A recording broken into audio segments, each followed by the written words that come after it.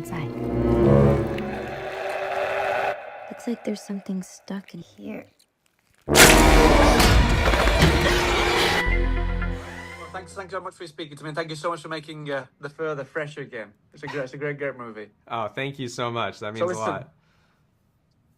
So listen, the first thing I want to ask you, obviously, is, I mean, like I said, that you made it fresh again. With this having 5 movies already going into this project, I'm quite curious, what was the most complicated for you to get your foot into the door to make sure that it was steadfast in terms of sticking to what was already been established, but making sure that it felt fresh at the same time? Yeah, I mean, look, I've been a fan of this franchise for 15 years, and so coming into it as a fan, it was important to me that we carried through with some of the things that I loved about it, like things like the music, some of the looks of some of the demons that came in the great movies before mine.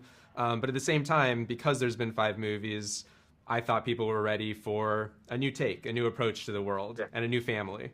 And so I was, really keen to create a new group of characters at the center of this, anchored by Elise, of course, Lin Shaye from the other movies. But really getting to tell sort of an original story within this larger franchise was a total dream come true for me. Mm-hmm. And I'm quite curious that I know you have a lot of experience creating haunted house experiences. I'm quite curious how much that informed this film and how much that made the scares more genuine in terms of surprising or scaring the actors, maybe more so than they maybe expected. Yeah, I mean, I grew up doing haunted houses, like first in high school, and then like in my 20s I used to run a haunted attraction with my friends, and that's actually where I learned what scaring people was like, how to scare people. There's honestly no better feeling than like standing at the back of a haunted house, exit, and seeing people running out screaming and laughing.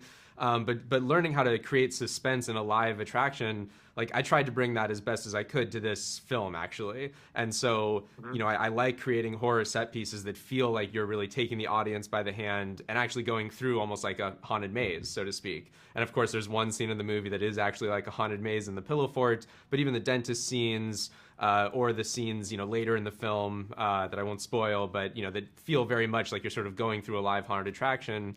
I tried to create an environment that felt like what that would feel like in real life for the actors. And so that means like, really going beat by beat, almost treating it like a musical number, which I know sounds weird, but it's like, the choreography of a scare set piece is very much like choreographing a live haunted attraction set piece. Mm-hmm, absolutely, yeah. And you said there that it's almost like holding someone's hand while you go through a haunted attraction. I'm quite curious. I mean, even Leigh Whannell himself, he said that you've cracked the whole universe open here with this movie, which is, I don't think you could ask for a better praise than that. I'm quite curious what kind of conversations you had with him and Jason Blum, and maybe even with Lin Shaye, who's also kind of the beating heart of the saga. What kind of conversations you had about the story that you came up with, and how that was as similar or how different it was to the final product?